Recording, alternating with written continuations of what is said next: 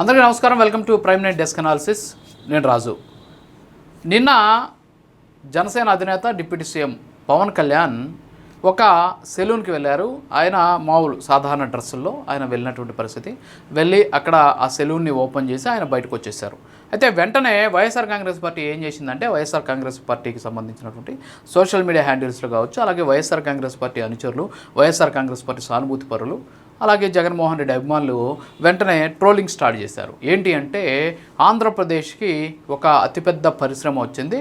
సెలూన్ని open చేసినటువంటి deputy CM Pawan Kalyan భారీ పెట్టుబడులు తీసుకొచ్చాడు అని చెప్పేసి ఒక ట్రోలింగ్ని స్టార్ట్ చేసినటువంటి పరిస్థితి. ఎంత దారుణమైనటువంటి విషయం అంటే, పవన్ కళ్యాణ్ గారి దగ్గర పనిచేసేటటువంటి ఒక వ్యక్తి సెలూన్ని పెట్టాడు విజయవాడలో.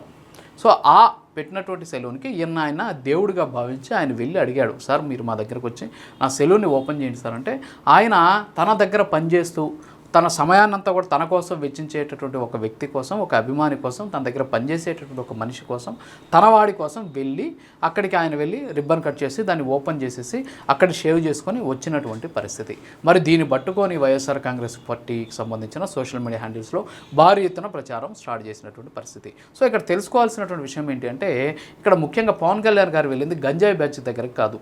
గంజాయి బ్యాచ్కి మీకు నేను ఉన్నాను, మీకోసం నేను పనిచేస్తాను, మీకోసం మీరు ఎన్ని అరాచకాలు చేసినా సరే మీకు నేను సపోర్ట్ చేస్తాను అని చెప్పేసి అక్కడికి వెళ్ళి ఆవేశపూరితంగా మాట్లాడాల. పవన్ కళ్యాణ్ గారు వెళ్ళింది ఏంటంటే, అది ఆయన సొంత పర్యటన. ఆయన సొంతంగా ఆయన దగ్గర పనిచేసిన ఒక వ్యక్తి ఏదైతే ఒక ఈ హెయిర్ స్టైల్కి సంబంధించినటువంటి ఒక సెలూన్ ఏర్పాటు చేస్తే దానికి వెళ్ళి ఆయన ప్రారంభించేసి వచ్చేసారు. దాన్ని పట్టుకొని పరిశ్రమ వచ్చేసింది. పరిశ్రమ కాదు అది. ఆయన సొంతంగా ఆయన దగ్గర పనిచేసేటువంటి ఒక వ్యక్తి కోసం వెళ్ళినటువంటి మహోన్నతమైనటువంటి వ్యక్తి పవన్ కళ్యాణ్. సరే, అది పక్కన పెట్టేస్తే నిన్న ఇంకొక 2 విషయాలు జరిగాయి పవన్ కళ్యాణ్ గారికి సంబంధించి. ఏంటి ఆ 2 విషయాలు అంటే, నిన్న పిఠాపురంకి చెందినటువంటి దాదాపు 325 మంది ఎలక్ట్రీషియన్స్కి దాదాపుగా కూడా 16 లక్షల రూపాయల విలువైనటువంటి సేఫ్టీ కిట్స్ని పవన్ కళ్యాణ్ గారు వాళ్ళకి తన సొంత నిధులతో అందించినటువంటి పరిస్థితి.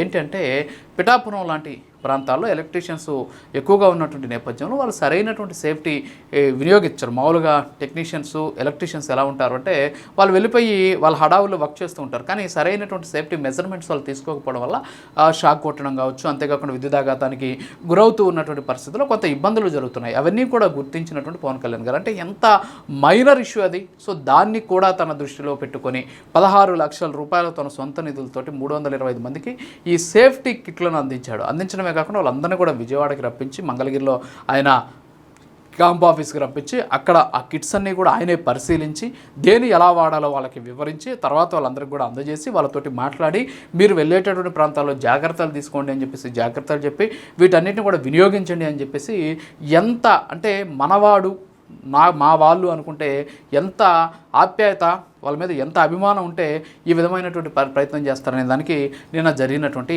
ఇది ఒక ఉదాహరణ. అంతేకాకుండా అంతకుముందు దానాయమ్మ అనేటువంటి ఒక ఆమె, సూరాడ దానాయమ్మ అనేటువంటి ఒక మత్స్యకార మహిళ, నాకు తెలిసి ఒక వారం 10 రోజుల క్రితం అనుకుంటాను, పవన్ కళ్యాణ్ గారిని ఆమె కలిసిన నేపథ్యంలో ఆమె బాధలు చెప్పుకుంది. ఆమెని ఆయన పక్కన కూర్చోబెట్టుకుని ఆమెతో మాట్లాడేటువంటి ప్రయత్నం చేసినప్పుడు ఆమె తన బాధలు చెప్పుకుంది. వెంటనే ఆయన తన 50,000 రూపాయలు తన సొంత నిధుల నుంచి నిన్న ఆమెకి చెక్ ఇచ్చినటువంటి పరిస్థితి. సో ఇది నాయకుడు అంటే ఇలా ఉంటారనమాట. అంటే నాయకుడు అంటే ఇక్కడ 3 అంశాలు ఎందుకు చెప్పాను అంటే, ఒకటి వచ్చేసి తనను నమ్ముకున్న తన దగ్గర పనిచేస్తున్నటువంటి వ్యక్తి కోసం అవసరమైతే సివిల్ డ్రెస్సులు, అంటే ఒక రకంగా చెప్పాలంటే ఆయన నిన్న షార్ట్ వేసుకొని వెళ్ళినటువంటి పరిస్థితి, టీషర్టు కింద షార్ట్. సో ఈ రెండింటితో ఆయన వెళ్ళినటువంటి నేపథ్యంలో సో మన వాడి కోసం ఎలాగైనా ఎంత దూరమైనా వెళ్తానని చెప్పేసి నిన్న పవన్ కళ్యాణ్ గారు చూపించారు.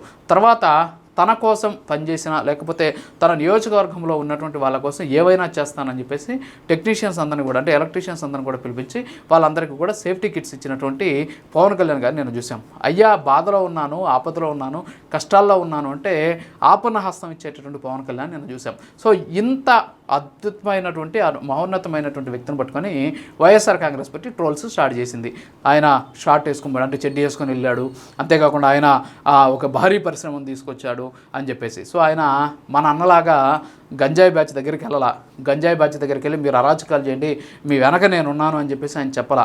ఆయన ఏంటంటే నువ్వు మంచి బ్రతుకు బతకాలి, బాగా జీవించాలని చెప్పేసి వెళ్ళినటువంటి పరిస్థితి. అంటే తల్లి చెల్లికే న్యాయం చేయనటువంటి వ్యక్తితోటి సహవాసం చేసేటటువంటి వాళ్ళ నుంచి ఇంతకు మించినటువంటి ఎక్కువ కూడా మనం కోరుకోలేనటువంటి పరిస్థితి. అంటే సంస్కారం అనేది కూడా చాలా ఇంపార్టెంట్. సో ఒక వ్యక్తి ఏదో చేసినప్పుడు అప్రిషియేట్ చేయాల్సింది పోయింది. గతంలో జగన్మోహన్ రెడ్డి చెప్పినట్టు నాకేదో శాలువా కప్పాల్సింది పోయి, నాకేదో అవార్డు ఇవ్వాల్సింది పోయి అని ఆయన చెప్పుకున్నాడు కదా.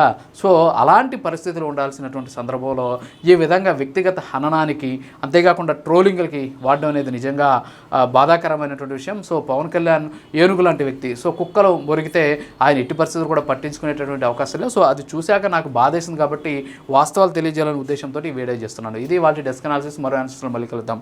నమస్కారం.